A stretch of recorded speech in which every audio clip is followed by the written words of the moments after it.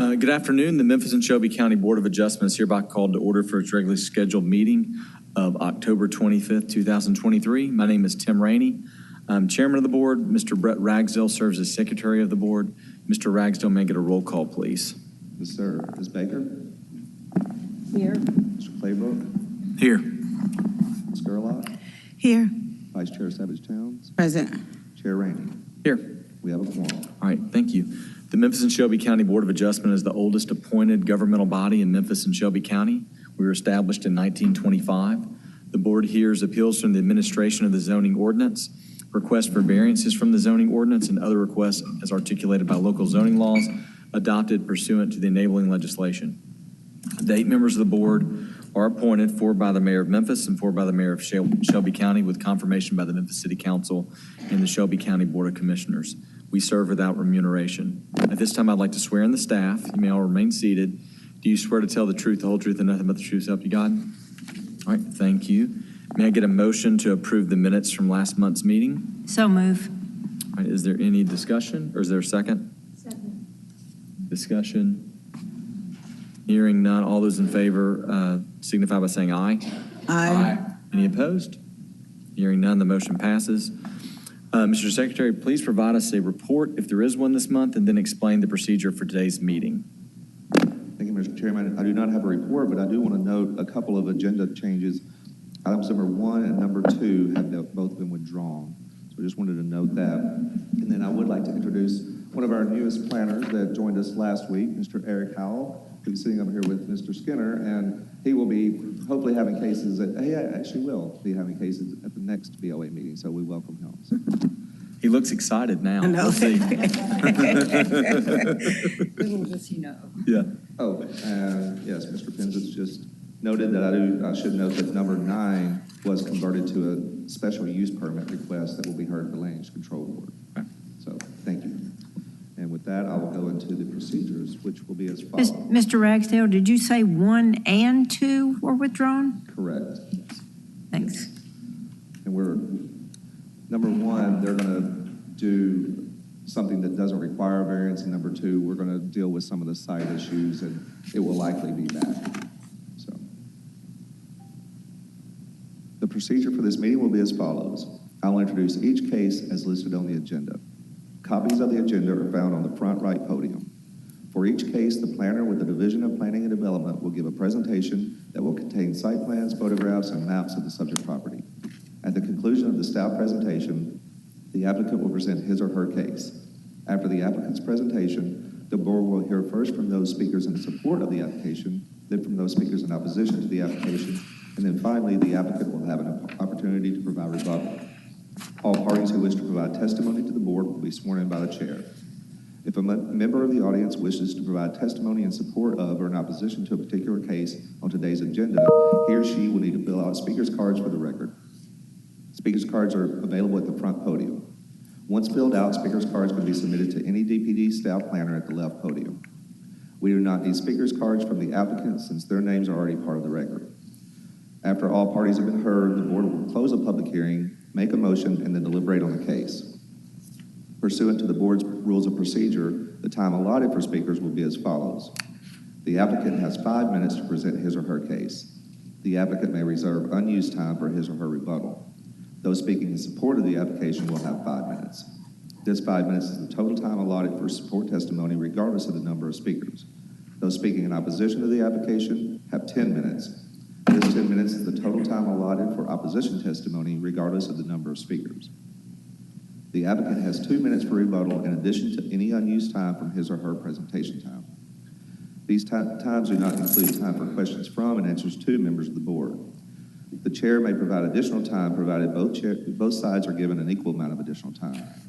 The applicant or any speaker, if the applicant or any speaker would like to be heard after the conclusion of the public hearing, or if a board member wishes to hear additional testimony from any party, a two-thirds vote is required to reopen the public hearing pursuant to the board's rules of procedure. Please note that once the public hearing is reopened, both the applicant and opposition will be allowed to provide additional testimony and or rebuttal. All motions by this board will be made in the affirmative. The private acts governing the board require the affirmative vote of at least 5 members to approve an application, regardless of the number of board members present. The board may also vote to hold an application for a period not to exceed 90 days with the consent of the applicant or 30 days without the consent of the applicant. All section numbers that we refer to come from the Memphis-Shelby County Unified Development Code, or the UDC, which was approved by the Memphis City Council and Shelby County Board of Commissioners in August of 2010 and became effective on January 1st of 2011. I will introduce the entire UDC and make it part of today's record, thus dispensing of the reading of individual sections. The board is vested with the power to act on these cases before us today under the provisions of Chapter 9.22 of the UDC. Mr. Chairman, I submit that all cases have been filed in proper order, all applicants have been notified of this hearing, and all notice requirements have been fulfilled as required by the UDC. All right, thank you, Mr. Secretary. At this point, the board will establish a consent agenda. To establish the consent agenda, the Secretary will call out each eligible case. If any member of the audience, staff, or board member objects to a case being placed on the consent agenda, he or she should make their objection known by showing their hands when the Secretary reads that case. Once the consent agenda is established, the board will vote on all cases placed on the consent agenda as a whole, will not hold individual public hearings on those cases. Mr. Secretary, which items on our agenda are eligible for consent today? Item number 3, BOA 2023-0106, 1312 Faxon Avenue, as a 1-month hold. Item number 4, BOA 2023-0107, 1314 Faxon Avenue, as a 1-month hold. Item number 5, BOA 2023-0111, 4139 Parkchester Avenue, as a 1-month hold. Item number 6, BOA 2023-0112, 528 Baltimore Street. Item number 7, BOA 2023-0113, 4866 Covington Pike. Item number 10, BOA 2023-0118, 120 Northeast Yates Road. Item number 12, BOA 2023-0121, 6120 Hickory Ridge Mall. Item number 13, BOA 2023-0122, 1679 Ash Street. Item number 17, BOA 2023-0126, 21 Walnut Grove Court. Item number 18, BOA 2023-0127, 4545 South Mendenhall Road. And item number 19, BOA 2023-0128, 5992 Quince Road. Okay, thank you. So, at this point, I'll ask if we can get a motion to approve the consent agenda as established, which would be cases 3, 4, and 5 as holds, and then cases 6, 7, 10, 12, 13, 17, 18, 19 as approval with conditions. So move. Second. Being moved and seconded. I want to remind everyone before we vote that by voting on the consent agenda, he or she affirms that he has read the staff reports in full agreement with the conditions. Mr. Secretary, may I get a roll call, please? Yes, sir. Ms. Gerlach? Yes. Mr. Claybrook? Yes. Ms. Baker? Yes. Vice Chair Savage Town? Yes, I find that the standards of 9.22.6 of the UDC are being met and will not be unduly detrimental to the properties in the vicinity. Chair Raymond? Yes. Motion carries. All right. Thank you very much. So if you're here for any of those cases we just passed on the consent agenda or requested the hold, then y'all are free to leave. And Mr. Secretary, will you call our first case we're going to hear today?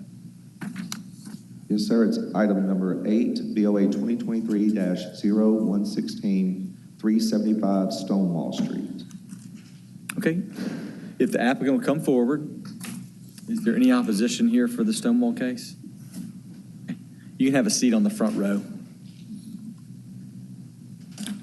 All right. Mr. Harris, can you give us a brief staff report? Yes, sir. I'm just trying to pull it up right quick. Sure.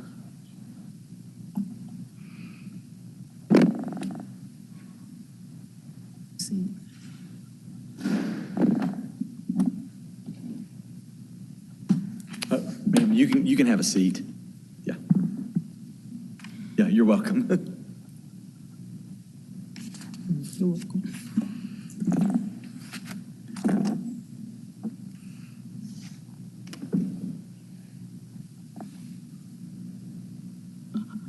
Good afternoon, Board. This is BOA 2023-0116, and the applicant is requesting a variance from UDC 4.52C 1D, and the variance is to allow for the building of a driveway. Here's some general information. The location is 375 Stonewall Street. Applicant Cindy Pham. And the existing zoning is residential, single-family, R10. As you can see, the property is located within the pink circle. Here's the aerial pictures of the property.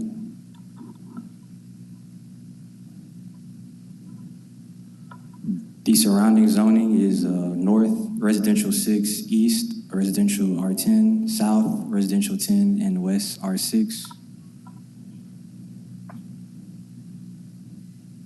The surrounding land use of the property, as you can see, is surrounded by residential zoned parcels.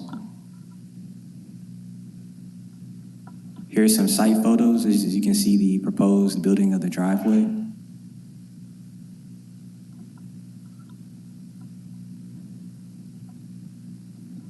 Here's another view of the proposed driveway, looking from the southwest on Stonewall Street. Here's the driveway extension. This is supposed to be a walkway. And here's the site plan.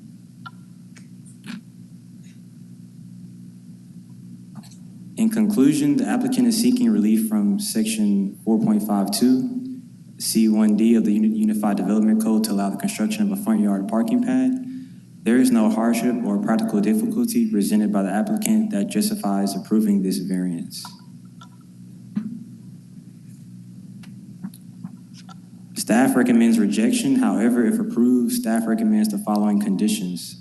Condition 1, driveway shall be no wider than 10 feet and extend past the front building wall. At least one type A tree, you can see UDC subsection 4.6C for pre-approved trees, must be installed. If there isn't overhead power lines, a type C tree must be installed. The required street trees should be within 6 feet of the sidewalk. And the last condition is any change or deviation from the site plan upon the determination of the zoning administrator shall be submitted to the Board of Adjustment for review and approval, or administrative review and approval by the Division of Planning and Development. Okay, thank you, Mr. Harris. Are there any questions for staff? All right, we got one question. Mr. Harris, are there any other parking pads on Stonewall? Or is this the only one? Can I defer this question to the zoning administrator? I don't recall any that are front yard parking pads. I think there are lots of drives, but there are also, would mention that there are passable alleys behind all these homes. So, and this home is no exception. It does have an alley with rear access to a garage as well. So that's one thing I would point out. There may be one or two, but I'm not aware of any, and I actually live very nearby, and you used to live nearby, I know, so. Trying to remember. Okay. Mr. Harris, I do have a question. If the driveway is extended as you would like it to be, they can meet the requirement and still, what I'm talking about is the addition that's on the side of the house that is blocking any further extension. But if they just go up to that extension of the house, then they can do that and meet the requirement for not having a parking pad in the front yard. Yeah, I don't know who wants to answer that, but I asked it last time, but I'm just making sure. Can you repeat that? Well, I want to make sure that the extension on the side of the house, it looks like an add-on to me, that's on the right side of the house, that's not going to block them conforming with the requirement. They'll still have enough room to get far enough back to where it doesn't violate the prohibition of a parking pad in the front yard. Well, they could extend when we recommended our condition, so we're recommending rejection, but you're saying the extension that we say if approved, that they would?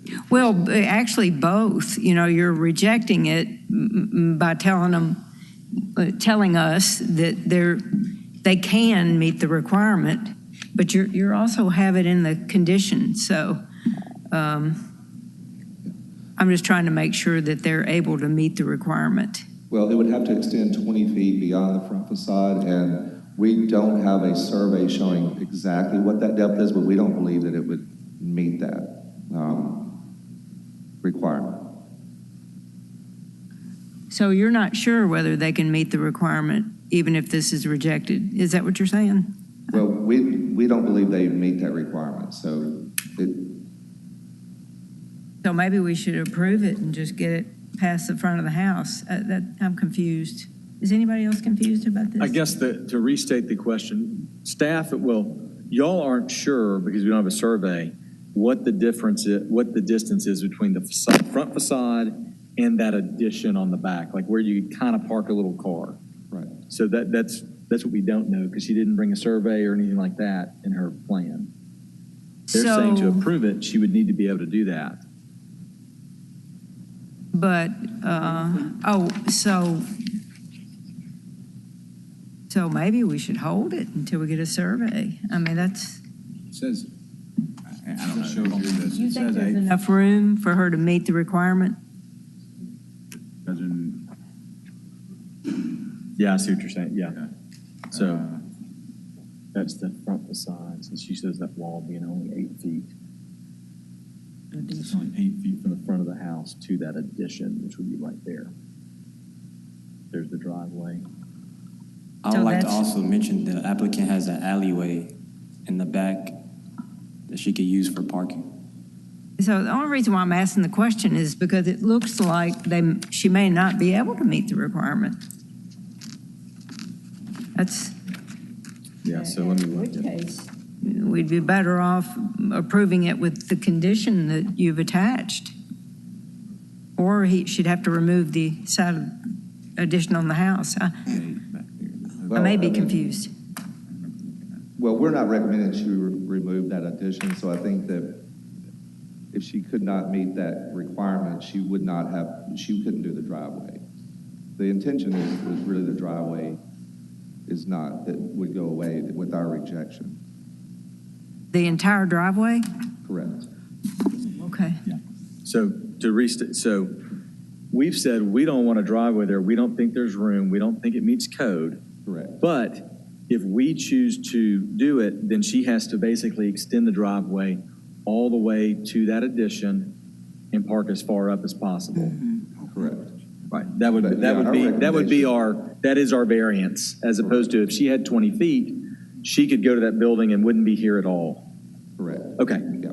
And so Okay. our recommendation, just to be clear, is rejection of the entire drive. The entire drive, okay. Correct. That's Okay, where so I was that'd be that. confused. Yeah. Okay. All right, any other questions?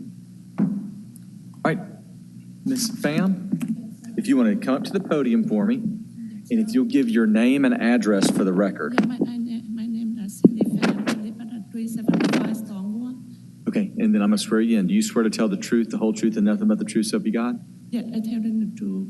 Okay, Can you go ahead. Pull that microphone down a little bit. pull I'm it. having a little bit of trouble hearing you. Perfect. Thank you. Okay, would you share with us about your case? Yes. Uh, You know, because I park down street, before we park in the back house, and they jump in the gate, they break the car too many times, and I try to park down street, and we park down street year after year, everything okay. But the last year and this year, they wrecked my car too many times, you know. They got something under the car, and they wrecked the car, and my car, my brother's car, my husband's car, look like they wrecked all the time. So you're saying you think it's more safe to be in the front than the back? Yes. Okay. Do you not have a fence in the back where you can park in your yard, you know, a fence or a gate to keep people out? Can you tell me Yeah. one more? Do you, in the back, you could have, a lot of people have a back fence that kind of keeps people out of the backyard and they just open it to go park. Do you not have a fence? Yeah, in the I before I park in the back, but they jump out. They jump in the gate, they jump in the fence, and they still wreck the car. And Okay. we drive outside, we easy to look. Yeah. Okay. Any questions from Ms. Pham?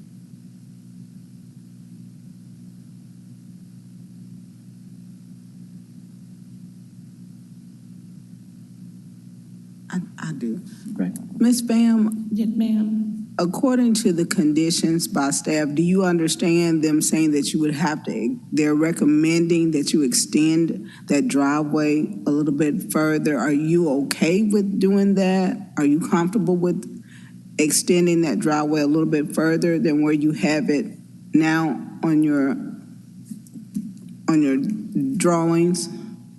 Yeah, I really want the driveway in front because you know the more protect my car because I parked in the down street.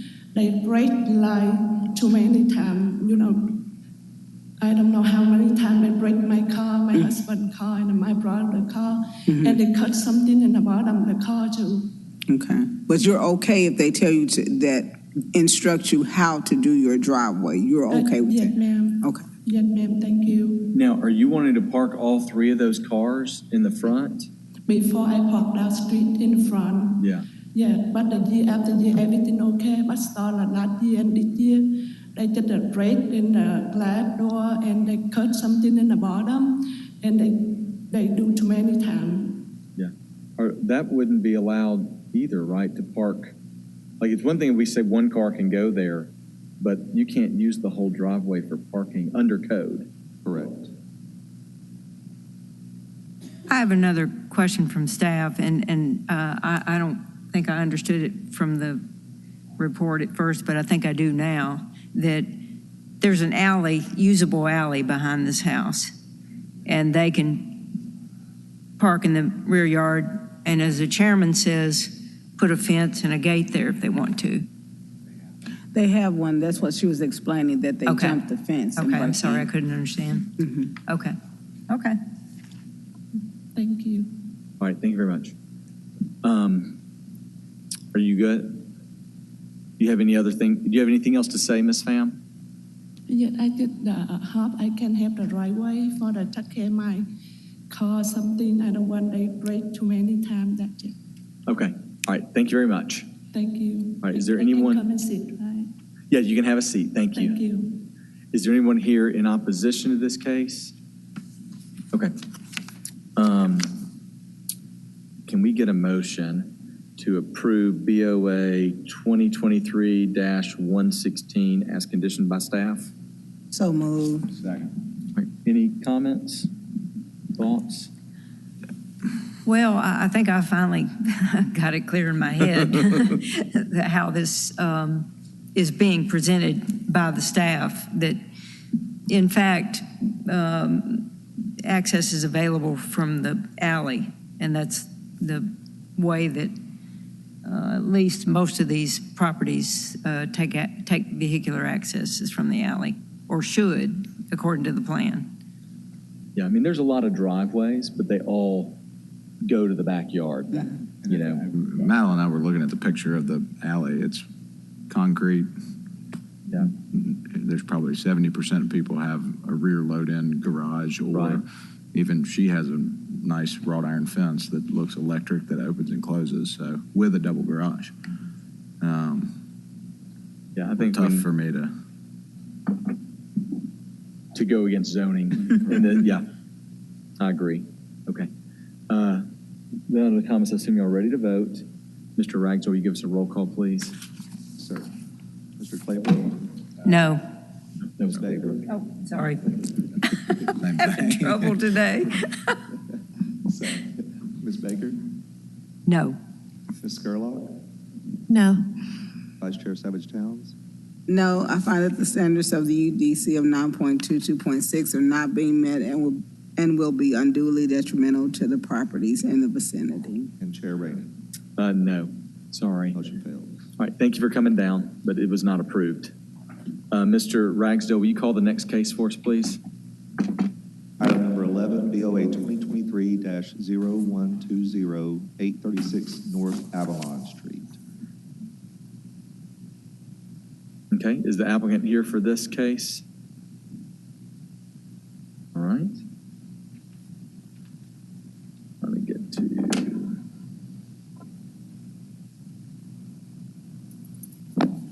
All right, Ms. Payne, will you give us a staff report, please?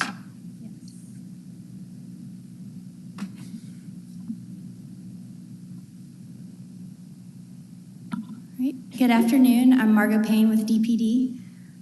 This applicant is seeking a variance to allow a front yard parking pad and driveway wider than permitted at 836 North Avalon Street. This property is located in the Valentine Evergreen Historic District in Midtown. It's a single-family home located in a residential single-family 6 district. Most neighboring homes have off-street parking via narrow driveways that extend past the front of the house to allow parking in the side yard or the backyard. Here's some recent screenshots from 2022 showing the home with a single-width driveway leading to original porte cochere. The applicant hired a contractor to widen the driveway and create a parking pad to provide more off-street parking for his family. The contractor failed to apply for necessary permits as well as a certificate of appropriateness from the Memphis Landmarks Commission, and a stop work order was issued on June 20th. The applicant is now proposing to remove the part of the concrete that's located on the former landscape strip between the street and the sidewalk, but retain the parking pad in the front yard. Subsection 444A says residential driveways may be no wider than 16 feet at the right-of-way. And item 452C1D says parking pads are prohibited in the front yard except where the parking pad is set back at least 50 feet from the public right-of-way with adequate landscaping. The front yard parking pad is also prohibited by the Valentine Evergreen Historic District Design Guidelines. The driveway is now 20 feet wide, which is 4 feet wider than permitted by the UDC and about 8 feet wider than permitted by the Memphis Landmarks Commission. So staff recommends rejection of this application, which would mean removal of the parking pad. However, if approved, we recommend the following conditions: that the submitted site plan is contingent upon receiving final approval and a COA from the Landmarks Commission, and any change or deviation from the site plan be submitted to BOA for review and approval. That concludes my presentation, and I'm happy to answer any questions. Are there any questions of Ms. Payne? Ms. Payne, so that I'm clear, there was a stop work order, so they were extending it more than what they already started Well, they out? had, you can see in this photo, they had a driveway already, but the concrete work started and a neighbor called and we issued a stop work order. Okay. So the work was already done. But you mentioned that they're willing to take up what Yes. part of the concrete? The part is like this section here, because this whole curb They was still have the width in paved. the back, just... Okay. Thank you. You're welcome.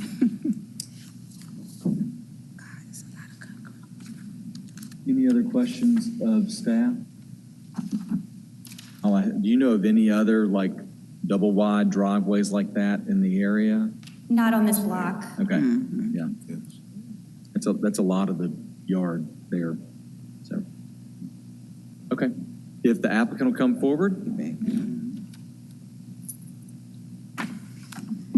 If you'll give your name and address for the record.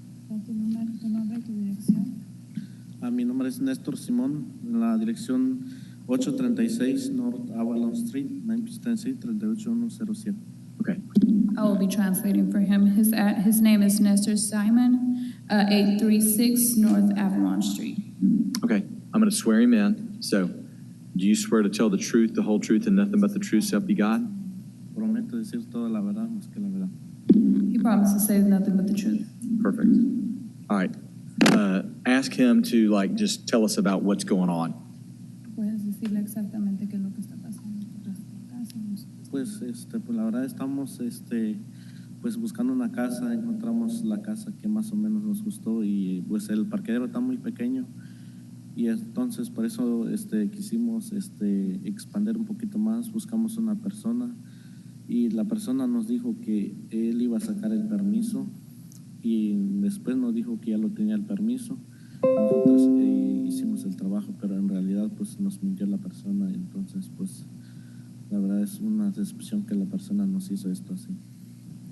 So he's stating that he's a first-time homeowner, and when he purchased the home, he was not aware that it was in a historical district. When he purchased the home, he also did not know that he had to file permits. He loved the house, so he went ahead and purchased the house, and when he purchased the house, he noticed that there was not enough parking.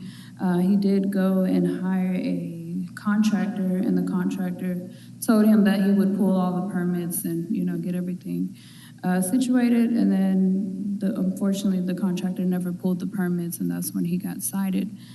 He was not aware that it was in a historical district and that you needed any kind of permits, so he's kind of in a bind where he wasn't aware of any of this. So now it's going to cost him to, not only did he lose money for purchasing the material and labor, now he would have to find someone to remove it if rejected.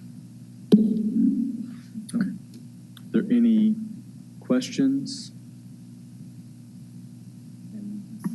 I ask this question every time something like this comes up. These contractors, can you go back on them in any way when they don't pull a permit? I mean, surely if he's in this business, the contractor, he would know that he should get a permit, and then that should trigger some guidance on whether he can do and cannot do. Yeah, I mean, that would be. I'll answer that. Okay. As attorney, yeah, absolutely you can. Yeah. It doesn't, but getting a judgment against somebody doesn't necessarily put any money in your pocket. Mm-hmm. So we don't know who the contractor is or anything. He may have all sorts of assets. He may not have any assets that are recoverable. But what about from the point of Should have view liability, of though. local government? I mean, does this put a check mark by his name, or, I mean, does Well, it do they any? never pulled the permit with us, so we don't have anything in our files for the contractor. He showed me his paperwork with the contractor a few months ago, so I know unfortunately, they did him wrong on that. But the permit was not pulled with us, so we don't have any information to contact that contractor. And I believe he followed up with him a couple months ago, and he was not responsive. If the contractor's licensed, I would That's think the there could key. be complaints that could be filed and stuff like that if the contractor's licensed. Yeah. But that'd kind of be a private matter. Yeah. Okay, any questions for the applicant? Okay, thank you very much. And is there anyone here in opposition to this case? Okay, if we can get a motion. You have opposition. Oh, there is, okay. I'm sorry, ma'am. Yeah, come on. Yeah, if you'll give your name and address for the record.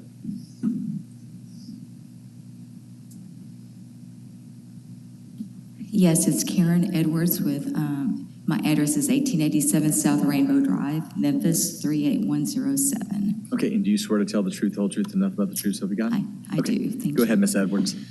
Well, just some concerns with it from the Valentine Evergreen Community Association. We do believe that this BOA should be rejected. We feel that it will be a substantial detriment to our community, and it sets the stage where particularly if it's approved, others might follow suit. In addition to it violating the UDC, it also goes against VEHD's guidelines for excessive concreting of the front yard. It's not permitted. They should be compatible and in line with how the front of the home looks. It's already 20 feet, and I think the limit is 16 feet. Additionally, expansive front yard paving breaks up the relationship between the house and the street and should be minimized as much as possible and practical. And it's just interesting with the curb layout. It's odd to Valentine Evergreen that the curb is still just for a single driveway and not a double driveway. We do recommend, as per the letter that was sent into LUCB to the staff here, is that the parking pad be removed and that the driveway and curb align with UDC code and VHED design guidelines. What's removed be replaced and permanently re-landscaped, including the border, back to its original size and location. So that's Valentine Evergreen's position on this. Thank you. Are there any questions for Ms. Edwards? I can see none. Oh, Ms. Edwards, come back real quick. I think we got at least maybe one question for you.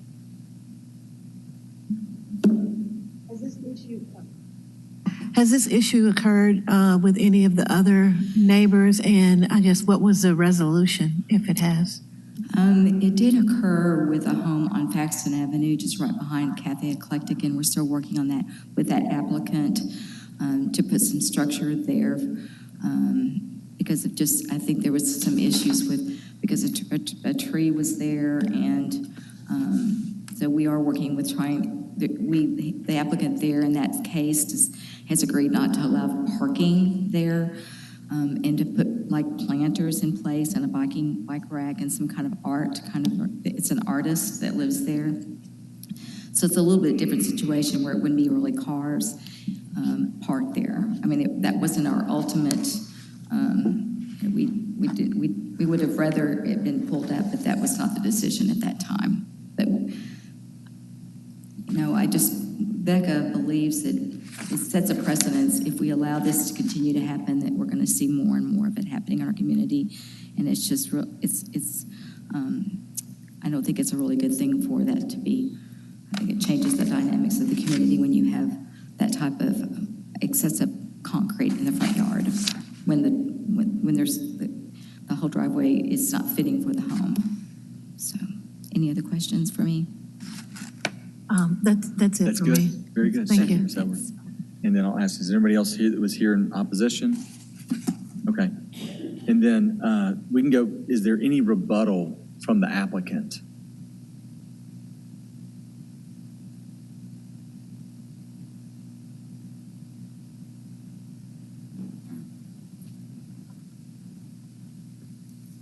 Tan siquiera que me lo permiten dejar y arreglar el pedazo donde tan siquiera la entrada, donde está la entrada para acá, lo puedo quitar esa y echarle el pasto de por sí como estaba antes. He says, but is there any chance that you could perhaps approve the parking pad and then he's willing to fix the public right-of-way, that concrete, and put the grass back where it belonged? Okay, yeah, that's an option for us to discuss. Esa quizás puede ser una opción que pueden hacer. O ya sea así como se había metido la solución de 12 por de la entrada nomás y Hacerlo más reducido. O sea, la entrada nomás de ahí, o sea, donde entra uno, y es que eso está nomás como de 8 y el señor supuestamente lo iba a hacer de 12, pero pues así no le... Son nomás son de 8. O eso Era tiene, 8. creo que son 8, tiene donde entra uno, la rampa, digamos, solo tiene 8. Pero lo que quiero es, o sea, si se pudiera, si ellos me permiten, lo puedo hacer de 12 o quitar ese pedazo que está ahí. He said also if the parking pad was to be removed, it was originally 8 feet wide. Could he at least widen it up to 12 feet where he could, have a little bit more space? Okay. Let me ask real quick, Ms. Payne, what can he do by code? Like how wide can it be and that kind of stuff? 12 feet, well, 16 feet based on the UDC, but because it's in a landmarks district, usually it's maximum 12 feet. Okay. So I believe, we have the COA, the landmarks meeting tomorrow, and one of my conditions for that is 12 feet wide driveway. Okay. With the rest removed. And if we reject it today, it can still go to landmarks for the 12 feet, or what do we? My understanding is that if you reject it today, it won't be heard at landmarks, or that section. He has other alterations that will be heard at landmarks tomorrow, but he would need the variance before he can get the certificate of appropriateness for the parking pad.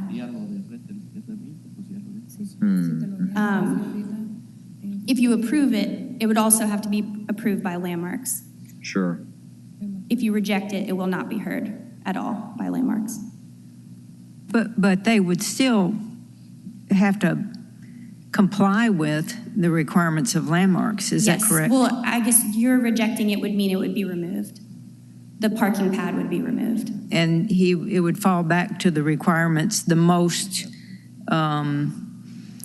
restrictive requirements, which would be the requirements of landmarks. Yes.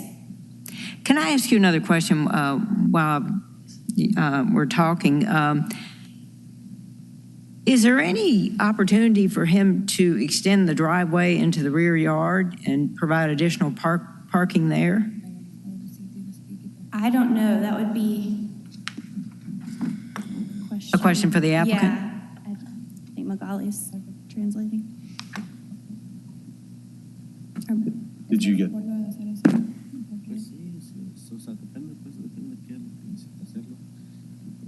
He's willing to cooperate if you guys are willing to, give him some kind of options. He's willing to cooperate. He really does need more parking, so at this point, he's just willing to.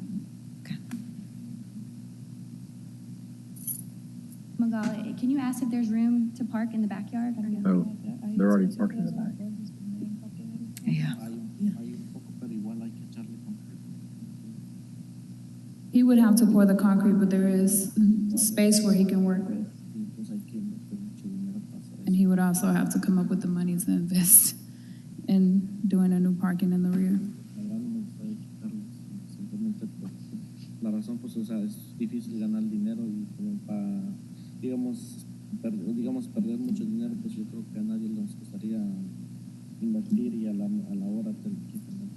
Yeah, at this point, he just wants to make sure everything is legalized. Unfortunately, he's got put into a situation where the contractor took a lot of money and unfortunately wasn't doing what he was supposed to do. So at this point, he's willing to cooperate and just, see exactly what he can do.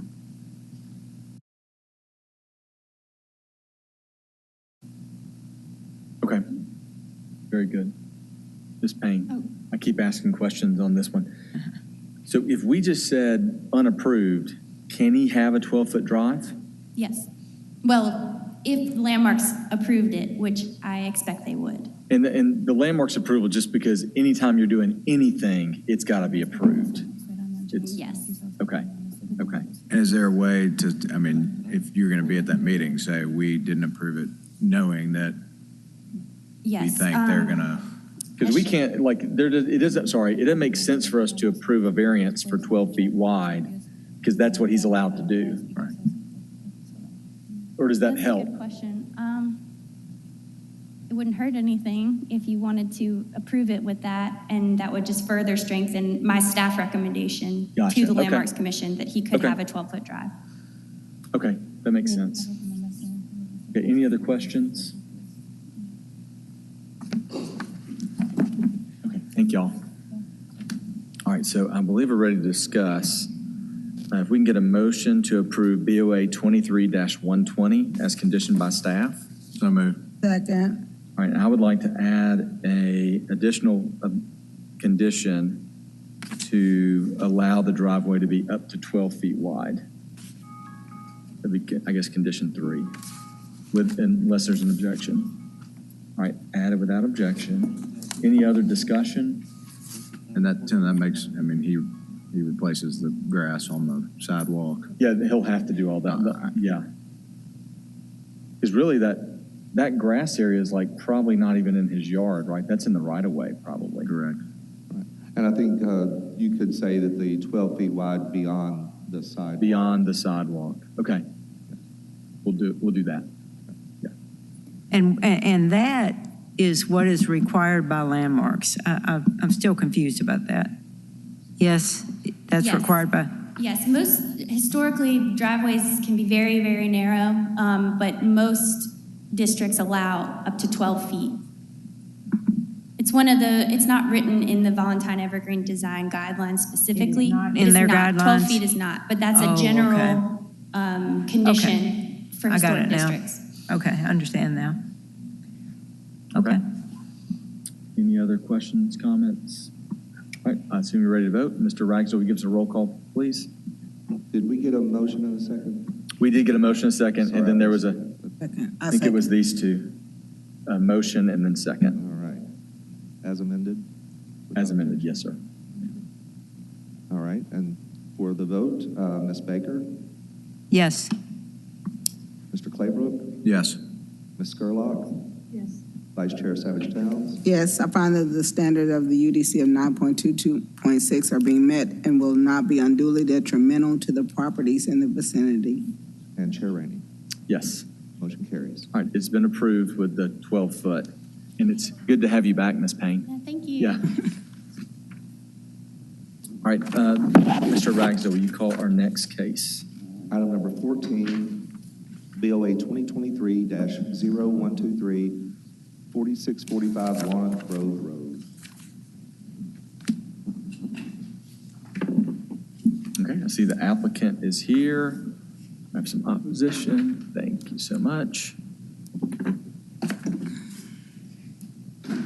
All right, Mr. Davis, will you give us a staff report, please? It would be my pleasure. One moment.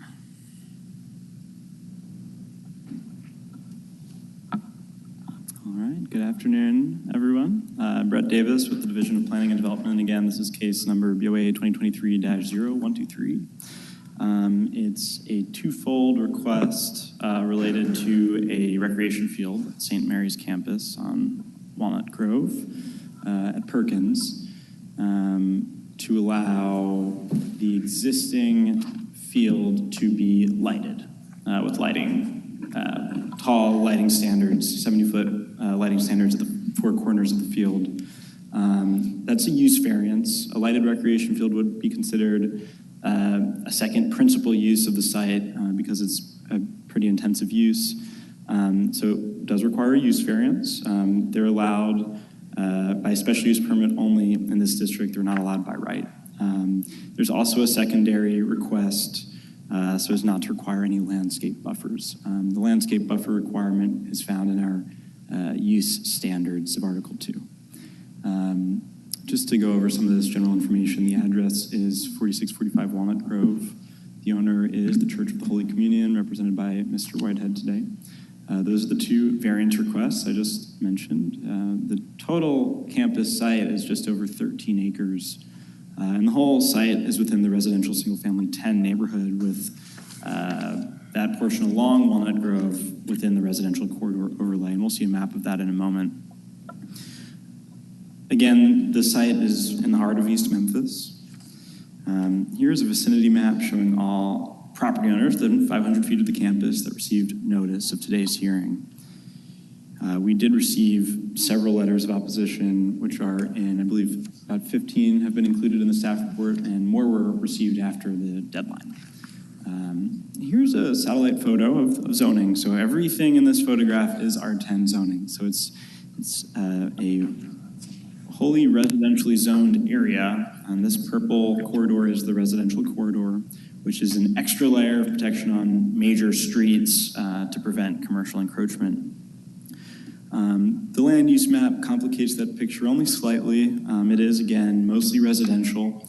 The blue signifies institutional uses, so we see that despite the residential corridor, which generally requires a special use permit for institutional uses, this part of Walnut Grove does have currently a substantial number of institutions, including the school's campus.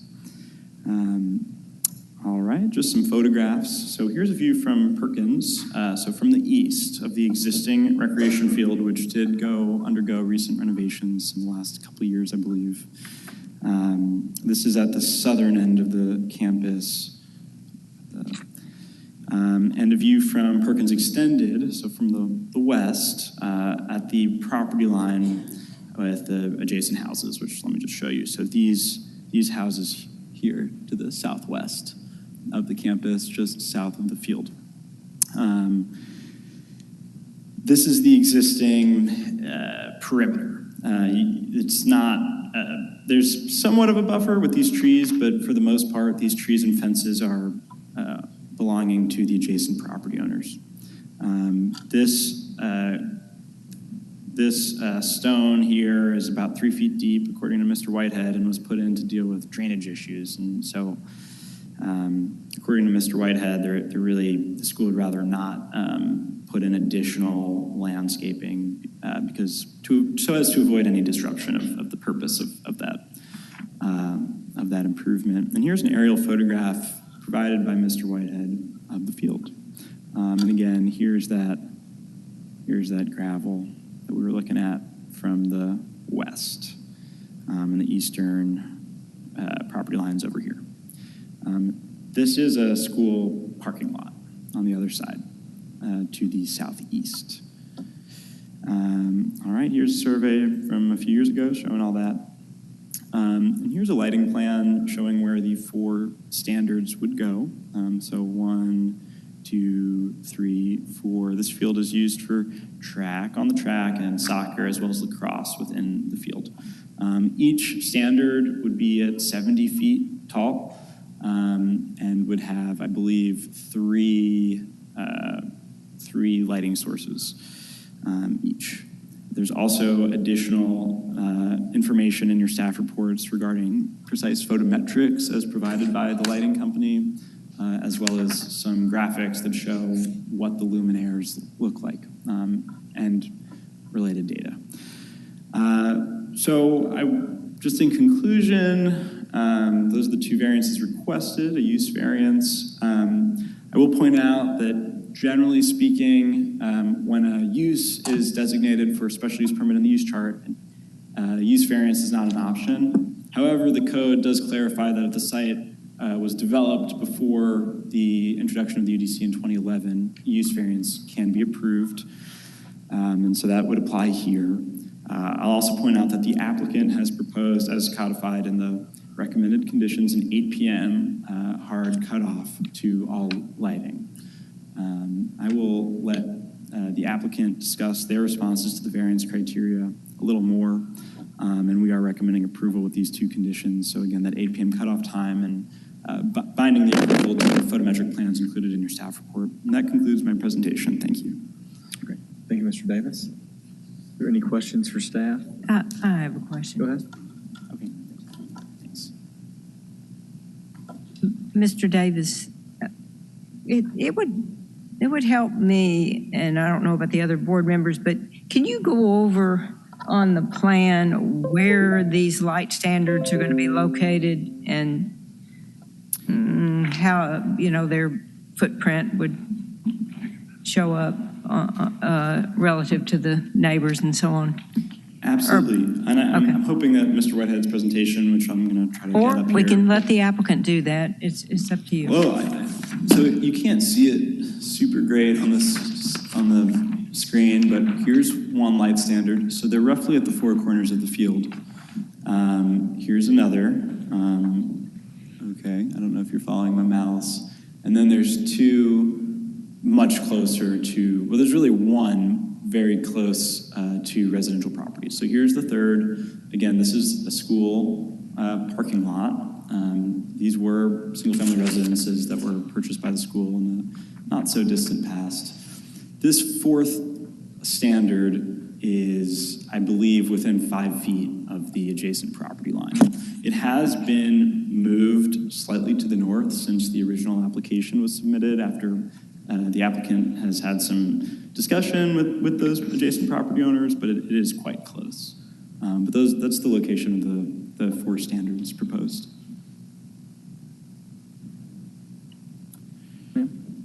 quick question.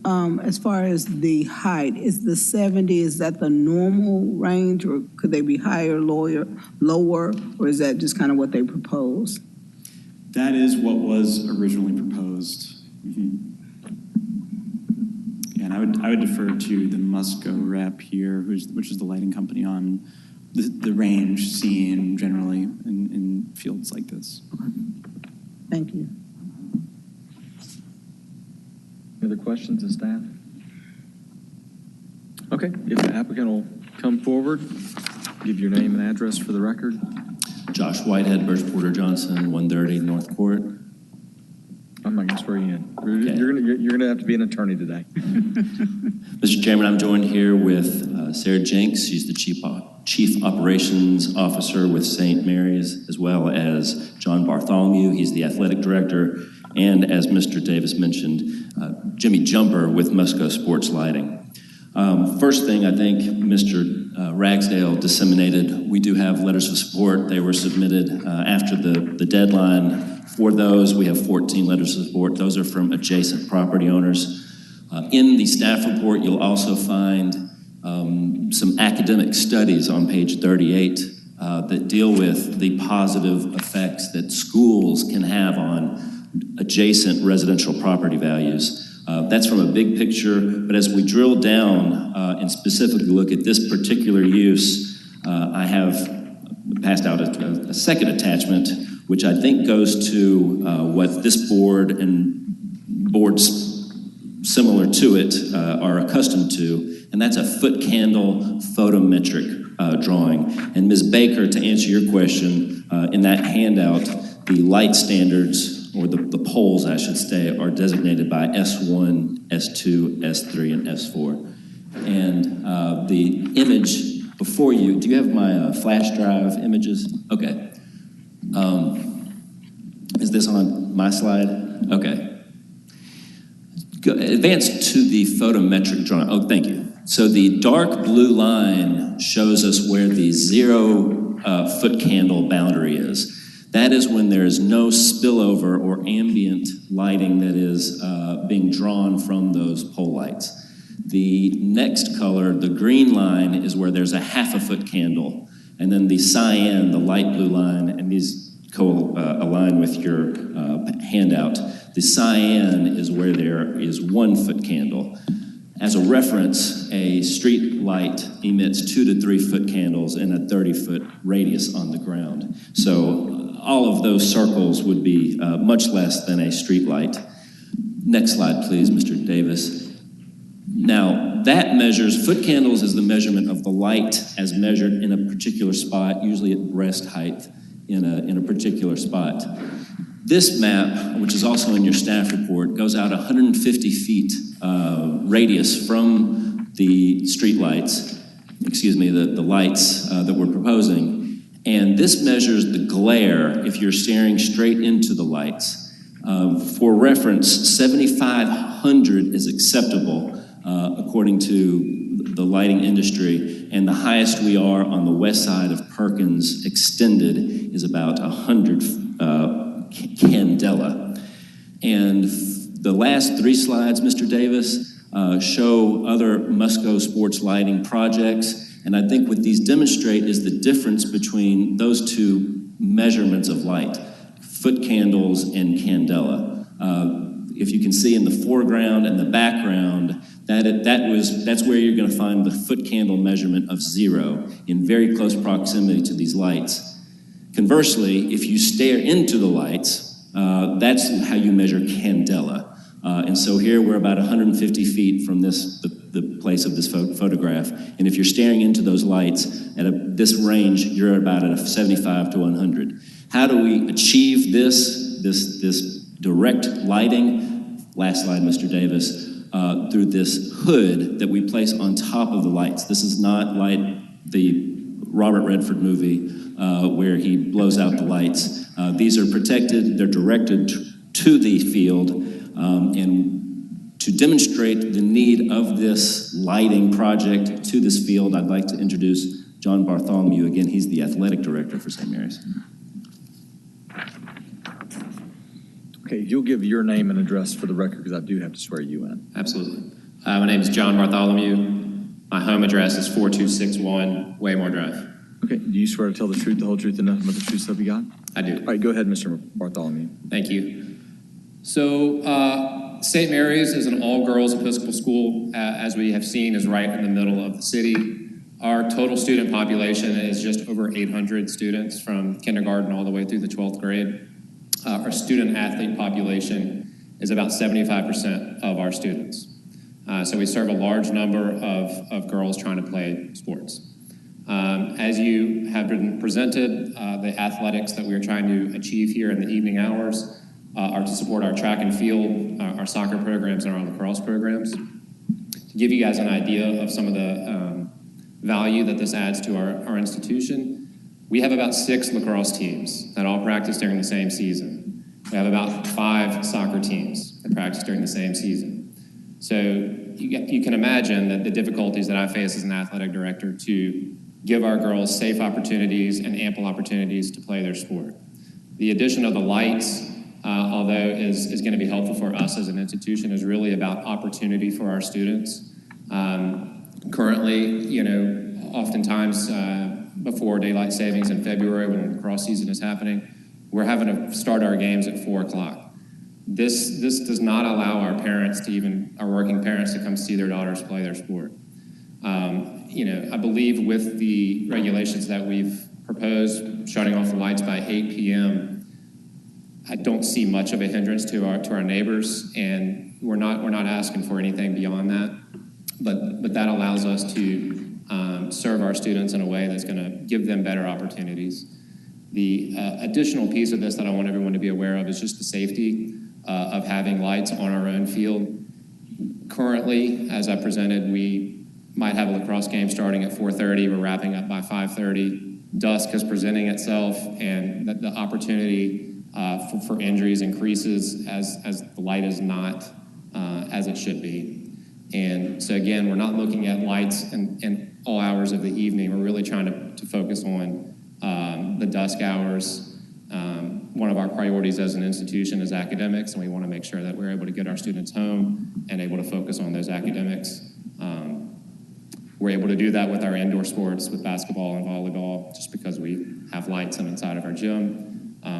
One other thing that presents itself is the heat of Memphis and being able to play at later hours, again, kind of focusing on those hours as the sun is setting. Not at 9 p.m., not at 10 p.m., but as that sun is setting is really where we're trying to focus on increasing the opportunities for our students. So I thank you guys for listening. Great. Are there any questions for Mr. Bartholomew? I have a question. Would you be using the lights every evening, or would it be one night or evening? I mean, how often would it be? We haven't set any sort of frequency. We're definitely open to suggestions. And to answer your question in its simplest form, we would not be using it every night. I work enough hours as it is. So, what about the ballpark idea that you might? I would guess, on average, 2 to 3 nights a week. How many? 2 to 3. Okay. And we're talking seasonally here as well. So, our soccer season is generally August through the middle of October. And then we're in basketball season. We're not necessarily going to be using them that late in the evening. And then our spring season kicks in usually in the middle of February. So I would say on average, as a safe estimate, would be 2 to 3 nights a week. Got a question, and mine piggybacks off of Mary's. Do you anticipate leasing or having other events use your facilities once it's lit, not just St. Mary's? Sure, I understand the question. So one of our missions as a school is to also support our entire community, not only just the St. Mary's families. So although that's not the intended purpose of these lights, we would love to be able to share this as an opportunity with the community if that presented itself. So that's not our intention. And again, open to the idea of any suggestions from you all on that. But does that answer your question? Yeah, because I was thinking just more in terms, like, say, during track season, I noticed there was a track. There is a 4-lane track, yes. ma'am. Right, and I don't know if you might have other, I guess, invitational or where other schools may host or, I was just trying to get an idea of usage. Absolutely. So the number of requests from across the city of Memphis with schools without a track, I get probably a request every week to use our track, and I have to turn them down just because our hours are so limited on that, and we have so many students trying to use that facility. So this does present opportunities for the greater community of Memphis. So yes, again, that's not our intention, is to open this up as a public park, so to speak. Yes, I understand. What about like other youth sports? Like I had kids that played at don't go to St. Mary's, but did soccer there, had night. They were always lit. We never had a dark practice. I don't remember. At St. Mary's? Yeah, like they played for Church of the Holy Communion. Sure. As opposed to just the school. Right. So are there times, I don't remember ever having a dark practice nor getting kicked off because it was dark. So that question may not even matter for soccer. You bring up Holy Communion. So we share this campus, we share this whole facility with the Holy Communion, which is, I don't want to make it sound like a constraint, but we do have time limits where we have to share this facility. Yeah. And so the ability, and I'm glad you guys got to use it, likely meant that somebody else wasn't getting to use it at that time. So this kind of opens up the spectrum for not only for our community, but also for the Holy Communion Rec Sports to expand their usual hours. Typically, Holy Communion practices are once per week per team. Sure. St. Mary's as a school, we're a little bit more competitive, attempting to be. We're practicing 5 to 6 nights a week. So I hope they're more competitive than our teams. Per team, so it all adds up. And do you have lights over by Second Baptist or on the northern campus? We do not. Okay. Any other questions? Okay, we still have around 3 minutes for the applicant if we need it. Or Mr. Whitehead, what is your plan? We'd like to defer to the opposition. Okay.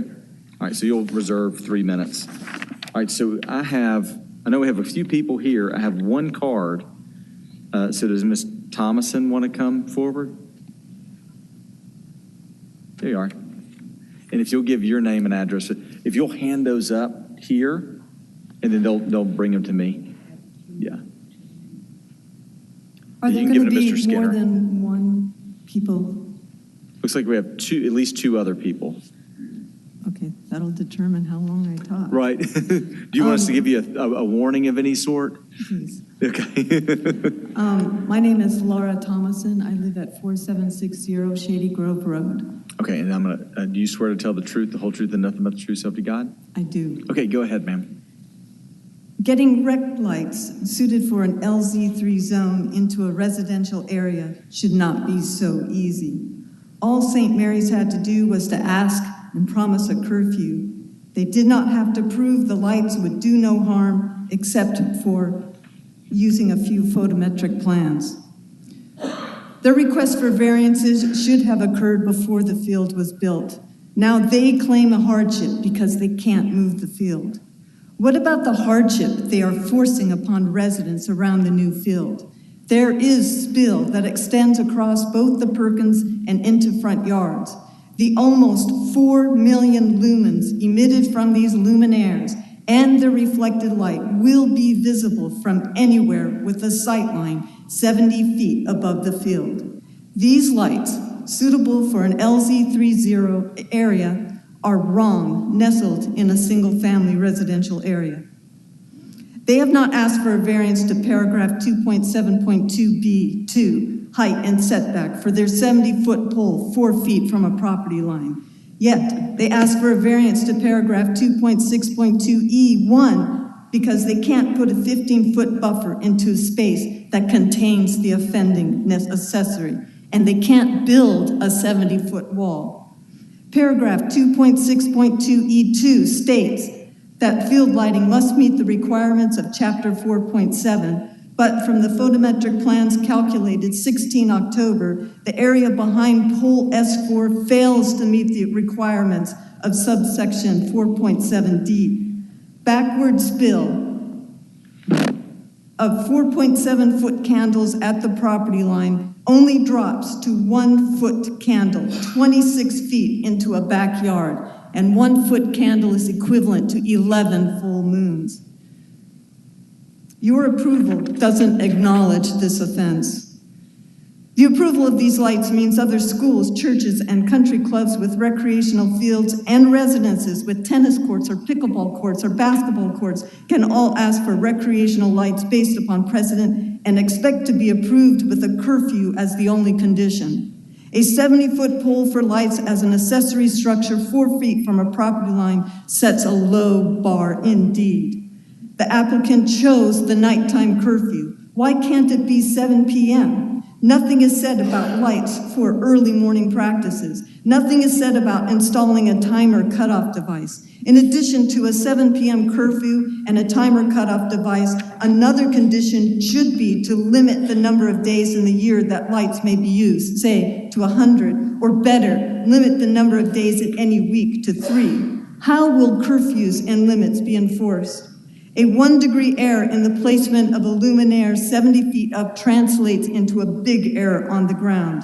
Musco Lighting should be required to prove that their lights are directed according to their plans through an independent study where someone takes light readings on the ground to 150 feet beyond the field.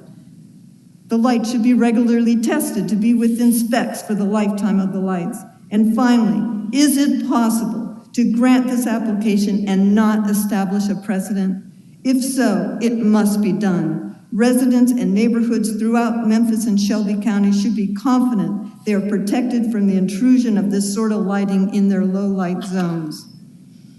And in response to the photographs that they showed, photographs can be misleading. In order for the bright lights to not blow up the camera's sensor, the dark areas appear significantly darker than they actually are. And in the age of Photoshop, can you trust any photograph?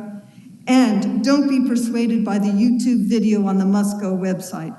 The University of Colorado, Colorado Springs soccer field predates the houses, and the houses are at least a couple hundred feet away from the nearest pole.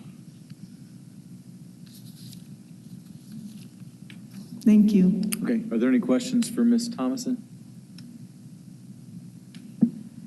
All right, thank you. I got a couple more. I have a Mr. Miller.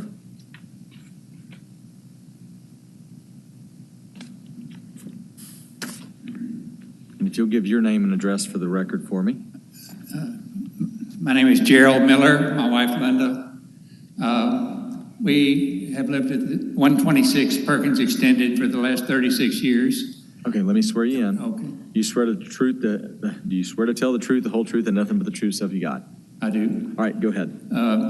And by immediately next door, I mean 10.5 feet from our house to their property, 32 feet from the northwest east corner of our property to the light pole in question, one of the light poles in question. And I strongly object to the approval of this variance based on light pollution, noise pollution, property value, devaluation, the PA system being on longer with the associated crowd noise, probable larger crowds being available to go when people aren't working. So that's what my thoughts on that one. You have any? You're the silent partner. Well, right now you are. yeah. It would not be a good thing for us at all. Right. Okay. Our property is just very, very close. Yeah, you're the last house going north before you get to the school, correct? Yes, that's right. Okay. It's 21 feet from our fence to the corner, the top left corner of the track. Right. So it's noisy. There's a school there. We understand that. But we're not up for nighttime school noises also. The lights on that large building are frequently left on all night, all across the whole building, and it shines into The classrooms, even the classrooms. Gotcha. I see. So we can't have more lights. Okay. All right, any other questions? All right, thank you, Millers. Thank you. Yeah. Mr. Garson? Okay, good. Come on down. I was like trying to read it. Yeah, I should have said Max. I could read that. Name and address for the record. I'm Max Garson. I reside at 130 Greenbrier, the cove right behind the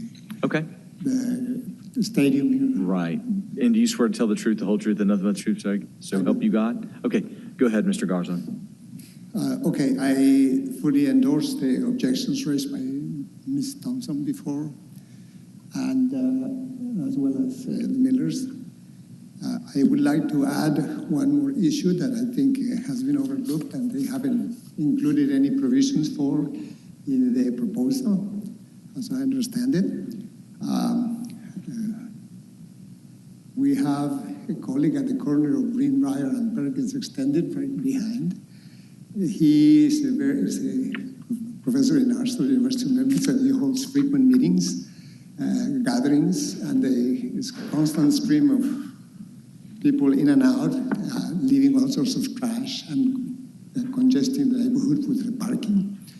And the issue that hasn't been mentioned here is the issue of parking. I don't think there's any provisions in the plan to accommodate a large number of people. You know, when your kid is playing in a soccer team at the St. Mary's Stadium, essentially, there's going to be a lot of family and neighbors that are going to be coming there, and they're going to have to find some parking. And I think the facilities they have are barely adequate, as you can see on the right side of the slide over there.